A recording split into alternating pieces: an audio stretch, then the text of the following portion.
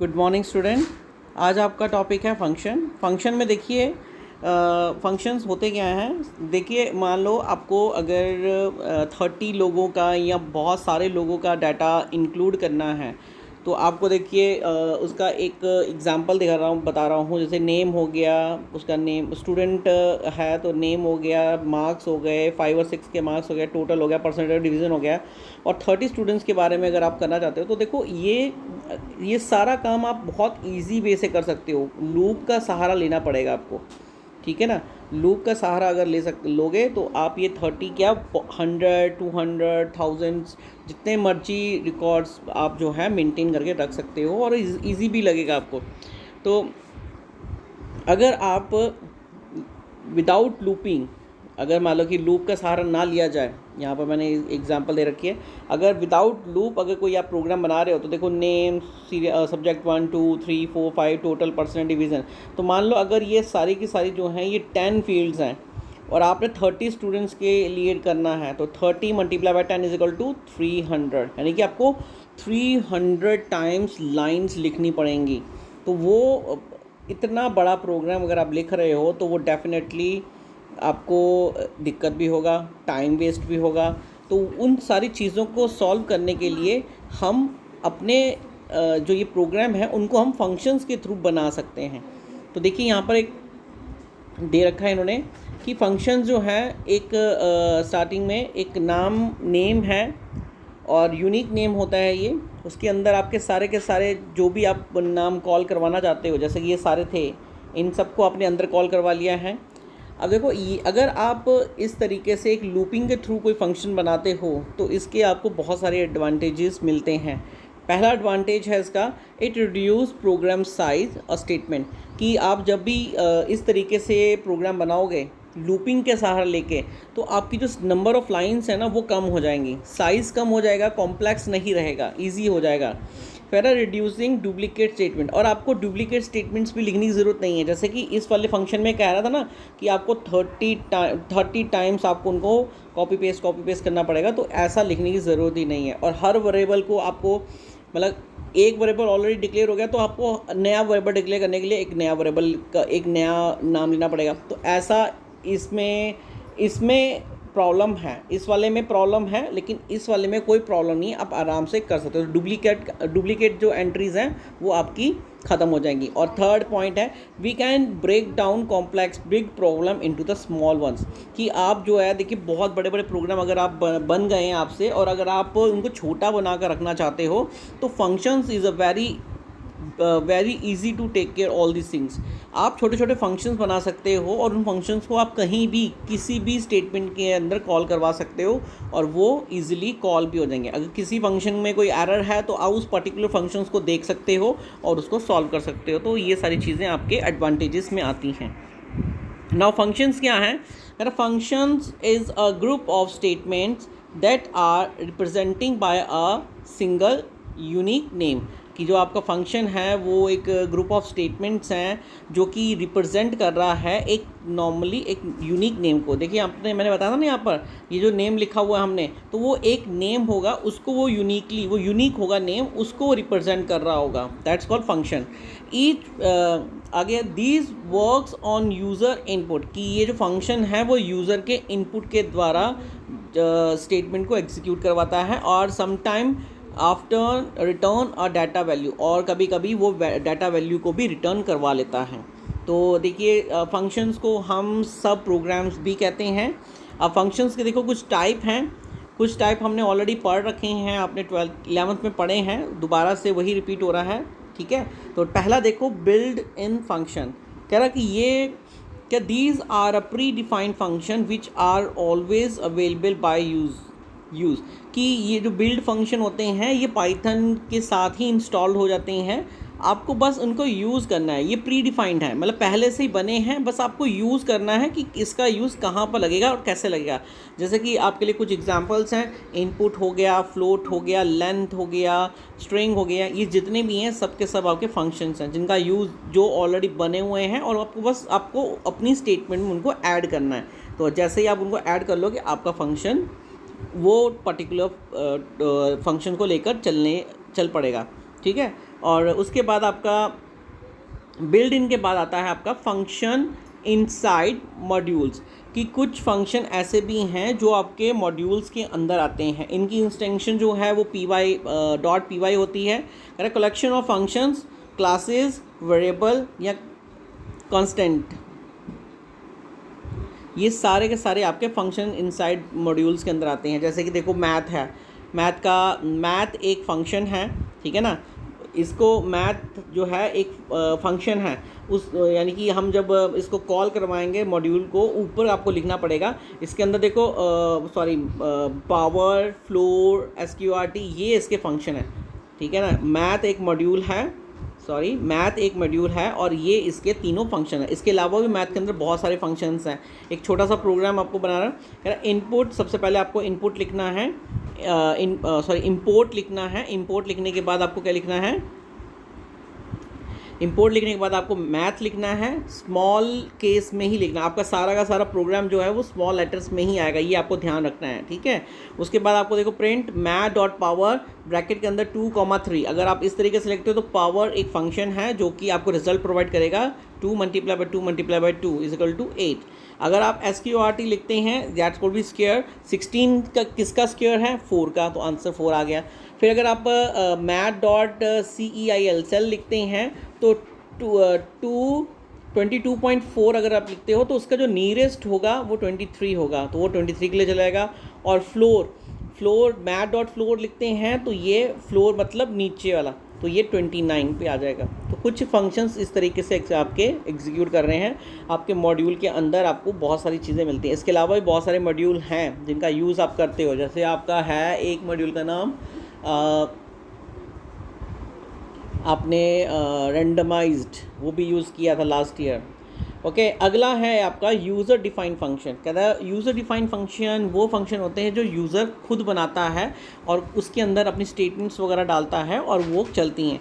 और user defined function को चलाने के लिए आप लोगों को DEF का यूज़ करना पड़ता है, डेफ का यूज़ करना पड़ता है। The user defined function create bye programmer, कि जो यूज़र डिफाइंड फंक्शन होते हैं वो प्रोग्रामर के द्वारा क्रिएट किए जाते हैं।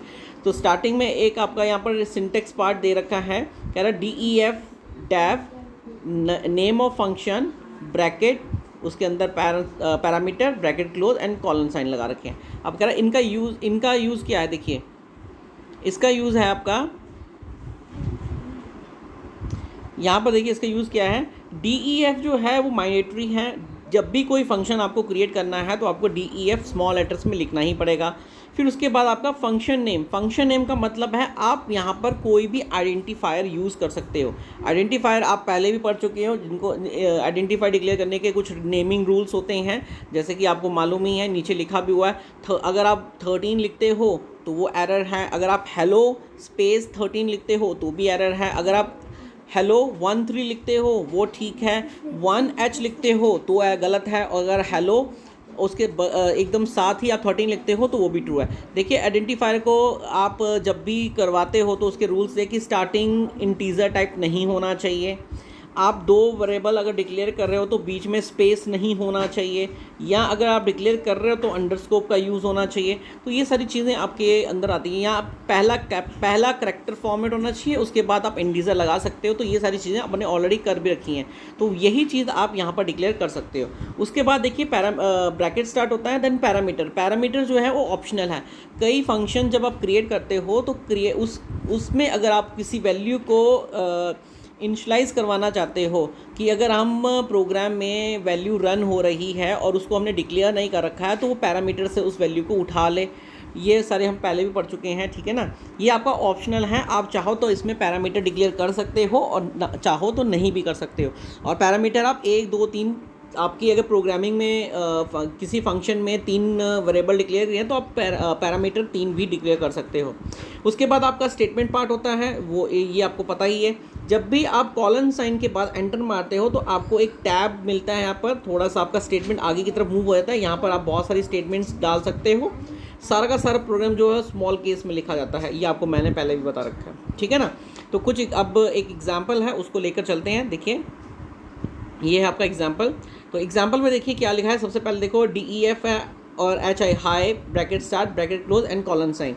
ठीक है। अब देखिए हाई एक आइडेंटिफायर है तो हम एच कैपिटल ले सकते हैं। मैंने पहले कहा जो हम डिक्लेयर करते हैं वो आप कैपिटल में ले सकते हो, लेकिन बाकी सारा प्रोग्राम आपको स्मॉल लेटर में ही लेना है। तो अब देखिए यहाँ पर क्या हो रहा है, हमने कॉलन साइन के बाद जब एंटर मारा तो आपका इंटेंट आपका आगे चला गया, एक टैब का वैल्यू आया। टैब होने के बाद यहाँ पर आप लिखोगे प्रिंट, डबल क्वार्ट्स के अंदर लिखोगे today is great, double quotes बंद एंड ब्रैकेट। फिर उसके बाद आपने स्टार्टिंग में लिखा print we are in main, program first run main part. सबसे इम्पॉर्टेंट थिंग ये है कि जब भी आप कोई भी प्रोग्राम बनाते हो, आपने फंक्शन डिक्लेयर कर दिया, फंक्शन नहीं चलता सबसे पहले आपका मेन पार्ट चलता है। तो मेन पार्ट आपने, मैंने सिर्फ बताने के लिए कि आपका मेन पार्ट चल रहा है इसलिए मैंने यहाँ पर ये लिखा है। फिर उसके बाद आपका प्रिंट आता है। अगर आप ये दिखाना चाहते हो कि ये आपका मेन पार्ट है, तो अगर आप इस तरीके से लिखते हो ना, bracket अंडरस्कोप space अंडरस्कोप name अंडरस्कोप bracket close, यहाँ से आपको क्या मिलता है, आपको डिक्लेयर हो जाएगा कि yes this is your main part, जहाँ पे आउटपुट स्क्रीन में दिखाई दे रहा है। उसके बाद आपने क्या किया, फंक्शन को कॉल करवाया, आपने एक प्रिंट कंडीशन ली, उसमें आपने हेलो कॉल करवा लिया, फिर आपने फंक्शन को कॉल करवाया, उसके फंक्शन के अंदर टुडे कॉल करवाया। अब देखिए क्या हुआ यहाँ पर, सिस्टमेटिक वे में सबसे पहले आपका मेन फंक्शन चलेगा। तो अगर मेन फंक्शन चलता है तो देखिए मेन फंक्शन में आपका सबसे पहले क्या चलेगा, तो देखिए मैंने आपको पहले बोला था ना कि आपका मेन फंक्शन चलेगा। तो मेन फंक्शन में सबसे पहले वी आर इन मेन, सबसे पहला पार्ट आपका ये है, दिस वन। तो पहला स्टेटमेंट आपका ये चला, ठीक है ना। उसके बाद आपका सेकंड स्टेटमेंट ये चला, मेन और मेन नेम का वो आपका ये दोनों लाइनें अपीयर हो गई, आपका नेम मेन, ये मेन पार्ट है। उसके बाद आपका थर्ड लाइन क्या था, हाई। हाई एक फंक्शन है, तो फंक्शन है तो वो कहाँ जाएगा, वो ऊपर जाएगा DEF के पास। DEF फंक्शन हाई के नाम से मेंशन हो रखा है, तो उसके अंदर क्या है, आपको एक स्टेटमेंट है टुडे इज़ ग्रेट, तो यहाँ पर आपका टुडे इज़ ग्रेट आ गया। टुडे इज़ ग्रेट आने के बाद अगला इंटेंट क्या है उसका, प्रिंट हेलो, तो आपका देखो प्रिंट हेलो आ गया। उसके बाद अगेन हमने हाई डिक्लेयर कर रखा है, ये अगेन दोबारा से इसके पास चला जाएगा, अगेन यहीं पर, तो दोबारा से आपका आएगा टुडे इज़ ग्रेट, ठीक है, और लास्ट में आपका टुडे। तो कुछ इस तरीके से आपका रिज़ल्ट आपके सामने आएगा। आप इसको बना कर देखिए, कुछ आपका रिज़ल्ट इसी तरीके से ही अपीयरिंग में दिखाई देगा कि कोई भी चेंजेस नज़र नहीं आएगी आपको, ठीक है। तो इस तरीके से आपके फंक्शन एग्जीक्यूट करते हैं और सबसे पहले आपका मेन इंटेंट चलता है, मेन पार्ट चलेगा, उसके बाद ही आपका सब कुछ चलेगा, ठीक है। नाउ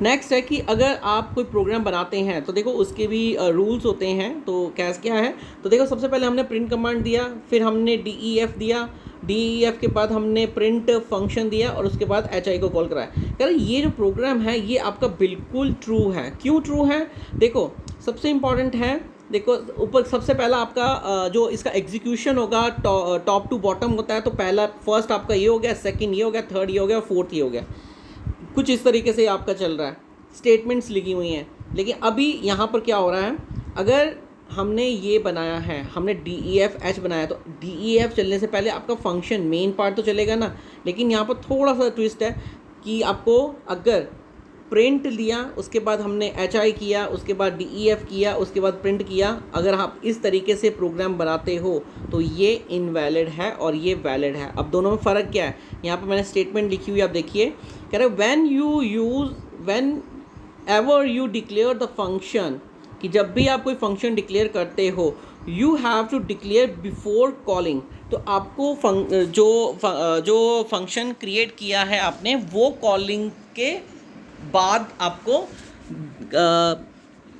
लगाना है।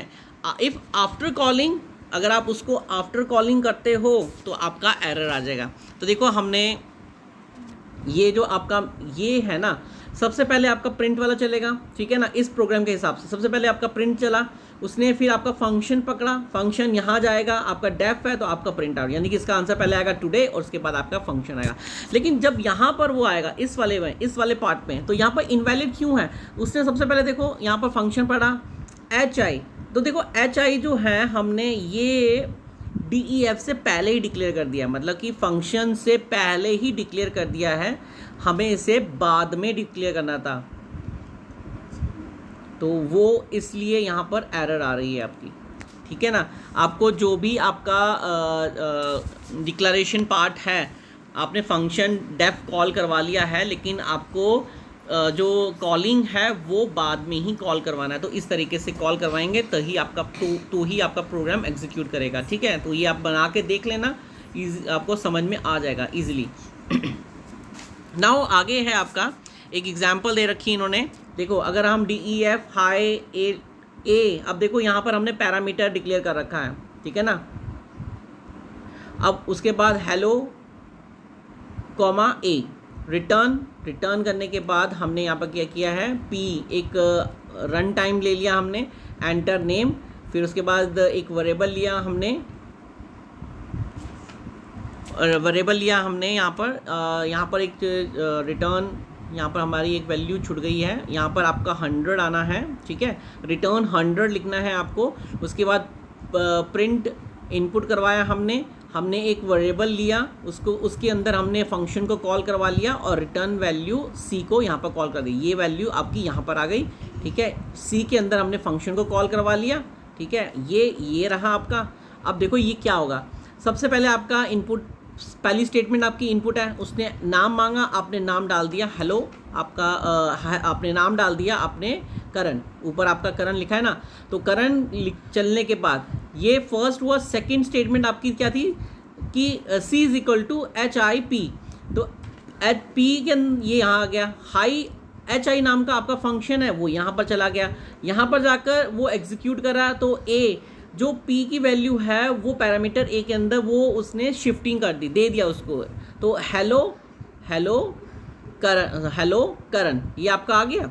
उसके बाद यहाँ पर रिटर्न 100 था, तो क्या हुआ, वैल्यू रिटर्न हो रही है ना यहाँ पर, तो यहाँ पर हमने क्या किया, C नाम के एक वेरिएबल लिया है और यहाँ पर वैल्यू रिटर्न होकर यहाँ पर आएगी 100, और यहाँ पर हमने print out return value C दे दिया है, तो लास्ट में आपका रिटर्न वैल्यू 100 शो कर देगा आपको। तो ये ईजी है।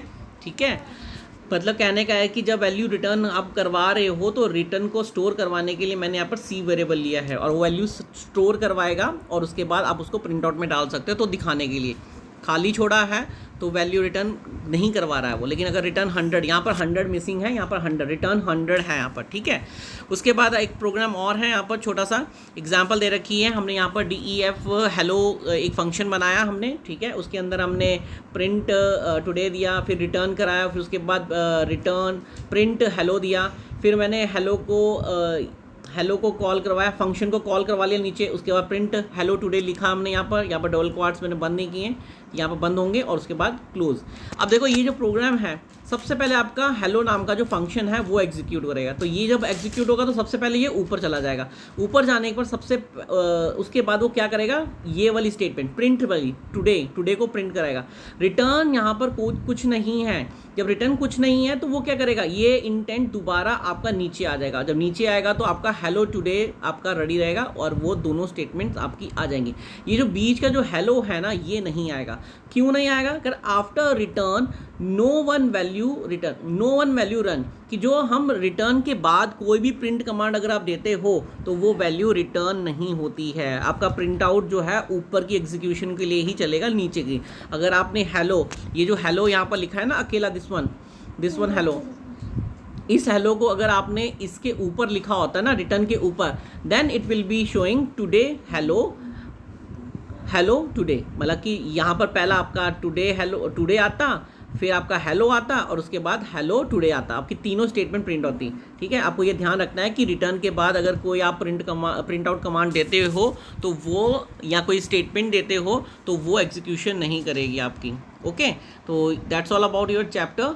तो आप अच्छे से इस वीडियो को देख लीजिए, समझ लीजिए। फंक्शन का पहला वीडियो है, आपने पहले भी स्टडी किया है, कोई भी अगर दिक्कत आती तो आप पूछ सकते हैं। ठीक है, ओके, थैंक यू।